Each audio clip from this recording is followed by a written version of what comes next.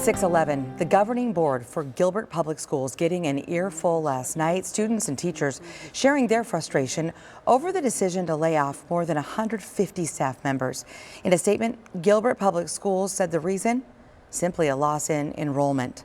Public school enrollment across Arizona is experiencing a major decline compared to years past. And this is where we bring in Maricopa County School Superintendent Steve Watson. We really appreciate your time this morning and for being up with us so early. I want to get right to it because I know we have a limited amount of time with you. What do public schools need to do to get parents to bring their kids back?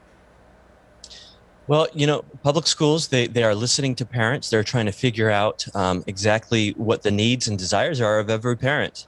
And here in Maricopa County, parents are fickle. Some want in person, some want distance, some want a mask, some want no mask. And they can find a school that is offering exactly what they're looking for, even if it's not right around the corner. So much of this, though, is about money, okay, and statewide enrollment. I mean, you take a closer look at the numbers, it's down by almost 40,000 kids. You look at kindergarten enrollment, it's seen a massive fall. Do you have concerns that parents of younger kids will just choose homeschooling altogether or charter schools? Well, I think homeschools are a great option for the family with that need. I think charter schools can really help kids, but we need our traditional public schools to offer that best option for those local families to be able to get them back.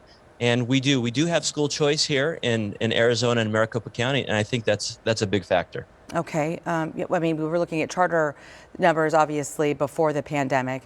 Enrollment, though, if it does not come back, and I mean, we're watching Gilbert right now. So many of us have kids all over, the valley. What can you say about more districts possibly laying off educators and staff members? When a district like Gilbert Public Schools talks about a loss of 2,000 kids, I mean, that's a good-sized high school. And if you have fewer kids in your seats, you need fewer teachers to teach those students. And in the situation of a Gilbert Public Schools where maybe you lost 2,000 students over the last year and a half, that's the equivalent of about $10 million. And so that's a significant hit to the school district. And you just have to look at reducing staffing or trimming other places to be able to accommodate for that. Okay, so, we're talking about trying to get these kids back in school. So much of this, Steve, is about fear, okay, and trying to ease concerns to get the kids back in altogether.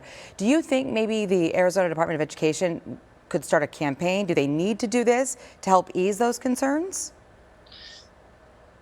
Well, I think we need to absolutely communicate with parents and with families because I honestly believe that a physical option for in-person learning is extremely safe right now for our young people.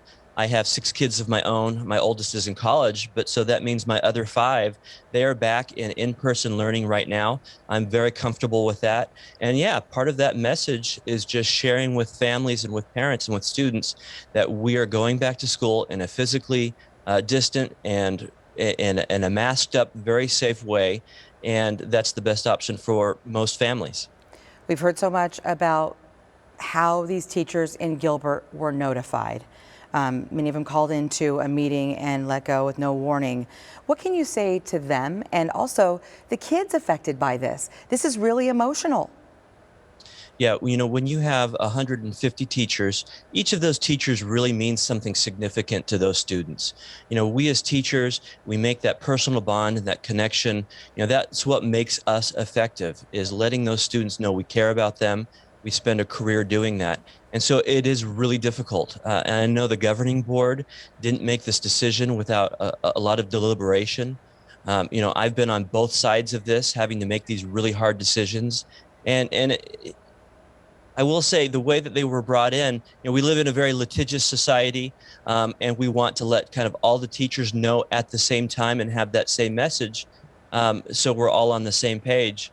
And it's just a difficult situation all around. And we did hear apologies last night to the way that things were handled. Thank you for your time. Steve Watson, we sure appreciate it. Maricopa County School Superintendent. Take care. Absolutely. Jorge.